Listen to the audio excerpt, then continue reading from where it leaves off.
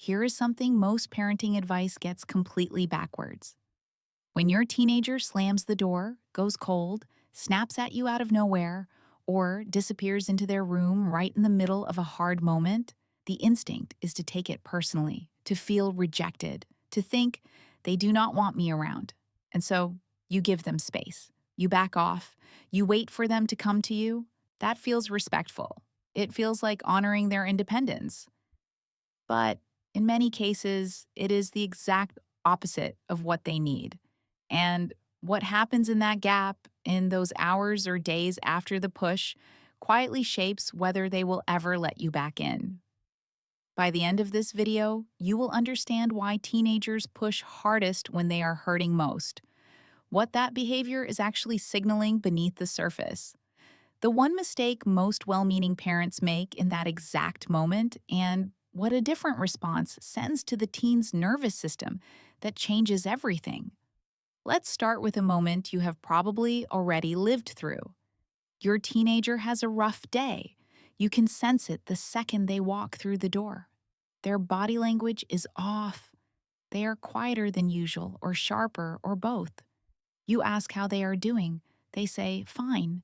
You ask what happened. They say, nothing. You try one more time, gently, and that is when it turns. They snap. They say you are annoying or that you never understand, or they just walk away and close the door behind them. And you are left standing there, hurt, confused, wondering what you did wrong. You did not do anything wrong. But you may have been misreading the signal entirely. Here is what is actually happening inside your teenager's brain in that moment. The teenage brain is still developing. Specifically, the prefrontal cortex, the part responsible for emotional regulation, impulse control, and the ability to process and communicate complex feelings, is not fully wired until the mid-20s. In the meantime, teenagers are running on a system that is flooded with intense emotions, but does not yet have the infrastructure to sort them out clearly. So, when something painful or overwhelming happens, their emotional brain fires up fast and loud. And when emotions become overwhelming, the nervous system often responds with many of the same protective patterns it uses during stress. The result is not a teenager who reaches toward the people around them. It is a teenager who braces. Pushing you away is not rejection, it is protection. That distinction matters more than almost anything else in this video. Keep that with you. Now, here is the part that most parenting content skips over entirely. And this is the piece I think genuinely changes how you see your teen. In many families, teenagers push hardest against the people they trust most. Not because the relationship is weak, but because it is one of the few places where they feel safe enough to let the mask slip. They do not perform the messy, explosive, unfiltered version of themselves for people they are uncertain about. With those people, they hold it together. They shut down. The explosion, the withdrawal, the coldness, those tend to land closest to home. That does not make it easy, but it reframes everything. There is another layer here worth sitting with. Teenagers are in the middle of one of the most intense identity projects a human being ever undertakes. They are figuring out who they are, separate from you.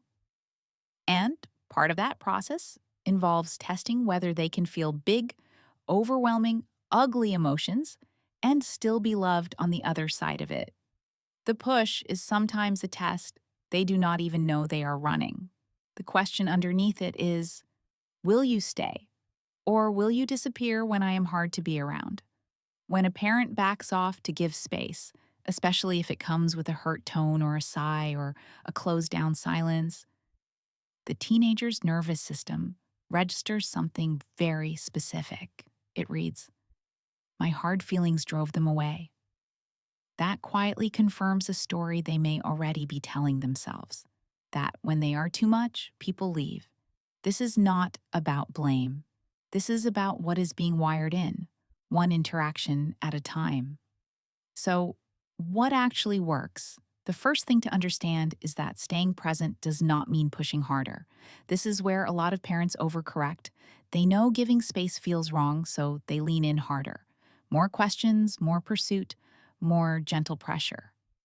And the teenager escalates the push because the nervous system is now in full protection mode. Staying present means something much quieter. It means remaining in the emotional vicinity without demanding entry.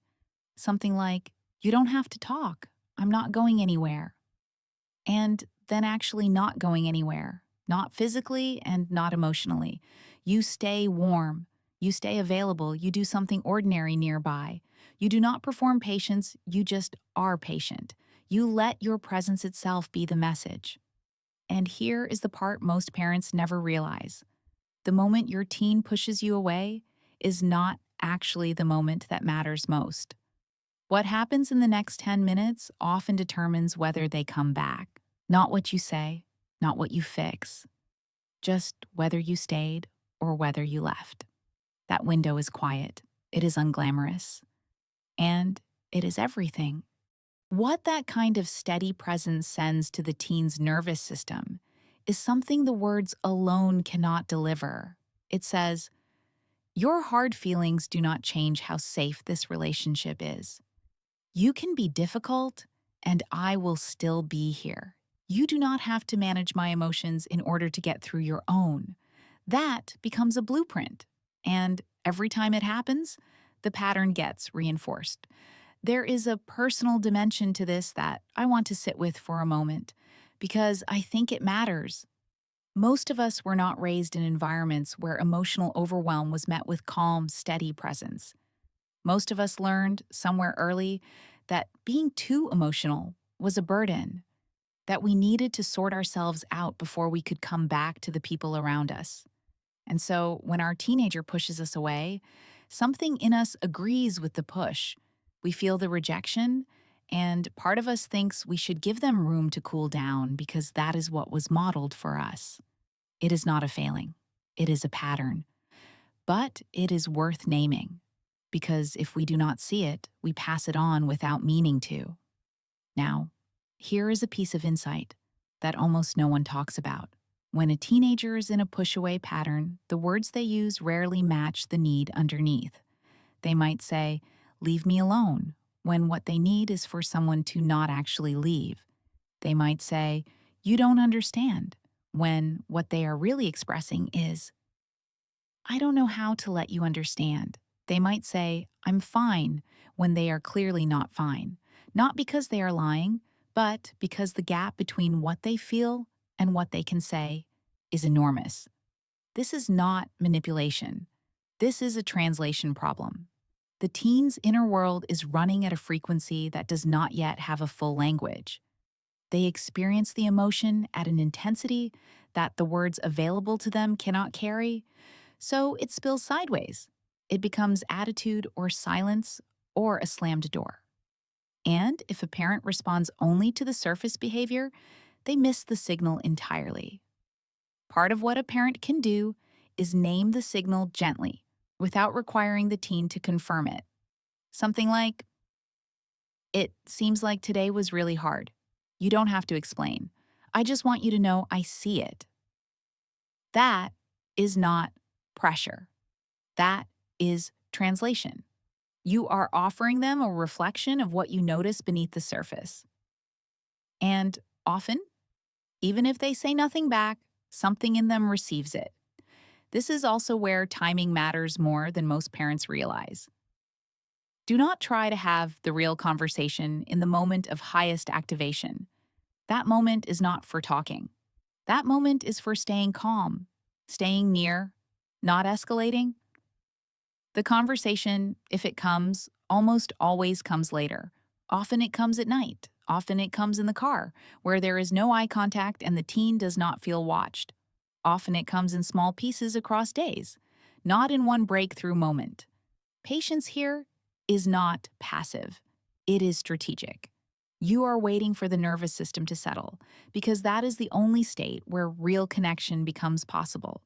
There is a longer view here that is worth holding. Every time you stay when they push, something accumulates. The teenager builds an internal reference point, a mental model of this relationship that says, this person does not leave when I am hard. This person can hold my worst and still be safe.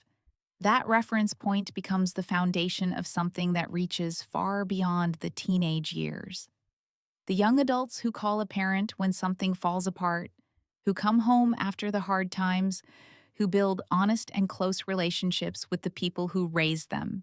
They almost always have a history of moments like this. Moments where the parent did not take the bait, where the parent stayed regulated when the teenager could not, where the relationship proved itself durable under pressure. These moments do not feel significant when they happen. They feel frustrating, confusing, and often thankless. But they are building something invisible and lasting. So, go back to that moment at the door. Your teenager, sharp and shut down, walking away. You, standing there, wondering what to do. What changes when you see it differently? You are not looking at a teenager who does not want you. You are looking at a teenager who is overwhelmed, whose nervous system has shifted into protection mode, who is pushing toward the person they feel closest to, because somewhere underneath all of that noise, there is still a connection they do not yet have words for. Your job in that moment is not to fix it, not to get in, not to be thanked. Your job is to be the one who does not disappear. When you can do that, even imperfectly, even when it is hard, you stop being just a parent in your teenager's life. You become something rarer. You become the place they know they can always come back to. And that is not a small thing. That is everything.